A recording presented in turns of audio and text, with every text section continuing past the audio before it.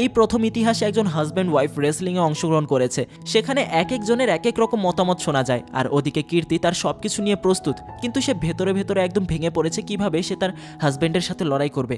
তাছাড়াও তার শরীরটা কেমন যেন আজকে ভালো ঠেকছে না। আর সেখানে ফাইনাল ম্যাচের কিছুক্ষণ আগেই আমরা দেখতে পাই কীর্তির একটা মেডিকেল রিপোর্ট এসেছে, যেখানে তার খেলার অ্যাক্সেস দেওয়া হতো। সেখানে জানা যায় যে কীর্তি নাকি প্রেগনেন্ট, কিন্তু তার সেই ট্রেনার এই বিষয়টাকে উপেক্ষা করে। কীর্তিকে এটা জানায় না যে তার শারীরিক কন্ডিশন এখন এই অবস্থায় রয়েছে, সে প্রেগনেন্ট, সে মা হতে চলেছে।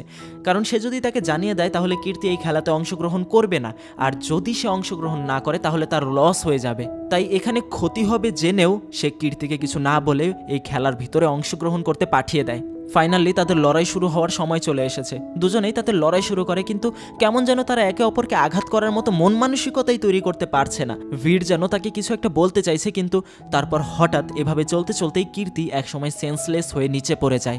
বীর কিচ্ছু বুঝতে পারেন এটা কি হলো। তাকে তাড়াতাড়ি হাসপাতালে নিয়ে যাওয়া হয়। বীর তার সাথে যাওয়ার অনেক রিকোয়েস্ট করে, কিন্তু তাকে যেতে দেওয়া হয় না। আর তারপর তার সাথে দেখা করে সেই সেন্টারের ট্রেনার। সে বীরকে ছাড়তে রাজি নয়, কারণ এই আয়োজন তাদের অনেক খরচ হয়ে গিয়েছে। কীর্তির বদলে অন্য একজনের সাথে হলেও তাকে লড়তে হবে, কিন্তু বীর অন্য কোনো মেয়ের সাথে লড়তে রাজি নয়। যার কারণে সে যখন বীরকে উল্টাপাল্টা প্রশ্ন করতে শুরু করে, উল্টাপাল্টা কথা বলতে শুরু করে, তখন বীর সোজা তাকেই চ্যালেঞ্জ দিয়ে বসে।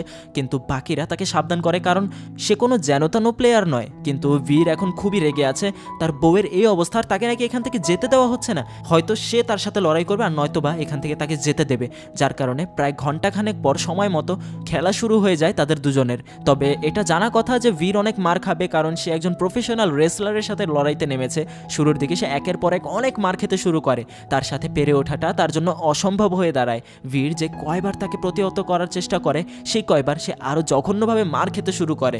যার কারণে খেলার মাঝখানেই সেই ট্রেনার বীরকে টিটকারি মেরে সেই সত্য কথা জানিয়ে দেয়। মূলত যার কারণে কীর্তি এখানে সেন্সলেস হয়ে পড়লো। সে জানায় যে কথাটা তোর বউয়ের তোকে জানানোর কথা ছিল, কিন্তু আফসোস তোর বউ নিজেও জানতো না তুই বাপ হতে চলেছিস। কিন্তু জানার পরেও আমি না করিনি, কারণ তোর বাচ্চার থেকে আমার এই খেলার প্রয়োজনটা বেশি। তোর বাচ্চা মরে গেলে আমার কি। আর এই কথা শুনে